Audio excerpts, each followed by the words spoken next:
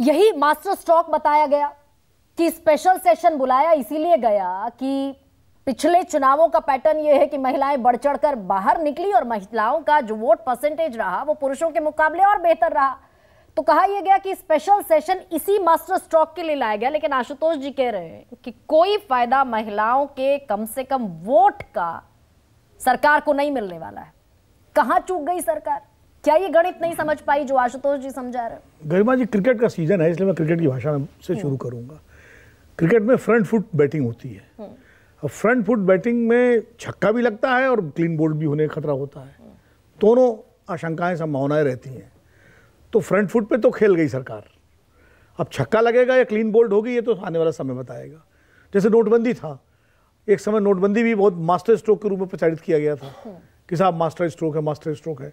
आज अपनी उपलब्धियों में बीजेपी उसका जिक्र नहीं करती। नोटबंदी का किसी उसके प्रचार में नोटबंदी का जिक्र नहीं होता। बाकी सारे आपके 2014 से लेकर जो अभियान है उनका होगा, लेकिन नोटबंदी का नहीं होगा। तो अब ये तो समय बताएगा। मेरा तो एक प्रश्न ये है कि देखिए, महिला आरक्षण विधेयक का स्वागत तो हम सभी कर रहे हैं और करना भी चाहिए और बहुत ऐतिहासिक फैसला नहीं, लेकिन 27 साल में हम कितना आगे बढ़े? अगर इसी रूप में महिला आरक्षण विधेयक आना था, आपने कहा कि पता नहीं फ्रंट फुट पर खेल गई, अब क्लीन बोल्ड होगी या फिर टीम नहीं। देखिए, जहां तक 27 साल की बात है, उसी रूप में बिल को ले आना। बिल तो उसी रूप में आया जो बिल 2010 में पारित हुआ था राज्यसभा में। खाली नाम बदल गया, नारी शक्ति वंदन अधिनियम हो गया महिला आरक्षण की जगह। तो नाम बदल गया, सामान वही है, पैकेजिंग बदल गई, क्योंकि बीजेपी को ये करना था, ये हमारा बिल है, कांग्रेस का बिल नहीं है, और इसीलिए राज्यसभा में भी दोबारा पास कराया गया। तो वो तो ठीक है, और मैं इसको एक महत्वपूर्ण कदम इसलिए मानता हूँ, टाइमिंग पर मैं बाद में आता हूँ, कि एक बाधा पार कर ली। अभी तक जो बाधा थी कि कानून ही पारित नहीं हो पाया था संसद के किसी, बार बार आता था बिल, गिर जाता था, छीन लिया जाता था, फाड़ दिया जाता था। इस बार कम से कम पारित हो गया दोनों सदनों में। जैसा भी हुआ, जिस रूप में हुआ, कब होगा लागू, अब लागू तो होगा ही होगा, क्योंकि पारित हो चुका है। अब वो 24 में नहीं होगा तो 29 में होगा, 29 में नहीं होगा 34 में होगा, जब भी हो, क्योंकि एक बार इतना महत्वपूर्ण बिल पारित होने के बाद कोई सरकार इसको ठंडे बस्ते में नहीं डाल सकती। ये मेरा अपना आकलन है। लेकिन ये प्रश्न है कि इस समय विशेष सत्र बुला करके ये विधेयक लाने की जरूरत क्या थी? ये महत्वपूर्ण है। मेरा अपना आकलन ये है कि ये इस दो कारणों से इस समय पारित कराया गया।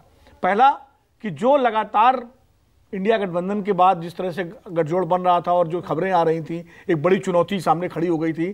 तो और जो मुद्दे इंडिया गठबंधन उठा रहा है, उनके सामने एक दूसरा मुद्दा लेके आना, एक नैरेटिव बनाना, एक बड़ी कॉन्स्टिट्यूंसी को एड्रेस करना।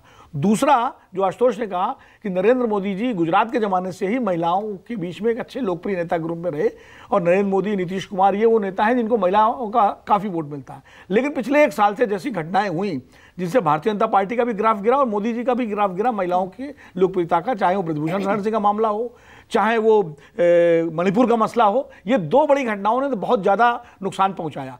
तो वो भी कवरअप करना जरूरी था। तो क्या इससे ये कवर अप होगा? नहीं, क्या जिस कॉन्स्टिट्यूएंसी को एड्रेस करने की कोशिश है वो एड्रेस होगी, या फिर विपक्ष की लामबंदी में कहीं ये जो पॉइंट है गुगली बनेगी? विपक्ष ने एक काम और किया है। विपक्ष ने महिलाओं को भी दो हिस्सों में बांट दिया, जिसको आप एक एड्रेस, भाजपा महिला एक ओवरऑल एक बड़ी कॉन्स्टिट्यूएंसी के रूप में एड्रेस करना चाह रही है। विपक्ष ने उसमें ओबीसी का मुद्दा लाके एक तरह से ओबीसी महिलाओं के बीच में अपनी पैठ बनाने की कोशिश कर दी, क्योंकि उसके सारे ज़्यादा नेता जो हैं ओबीसी, नीतीश कुमार, लालू यादव, अखिलेश यादव, तेजस्वी, और अब तो राहुल गांधी भी वही भाषा बोल रहे हैं।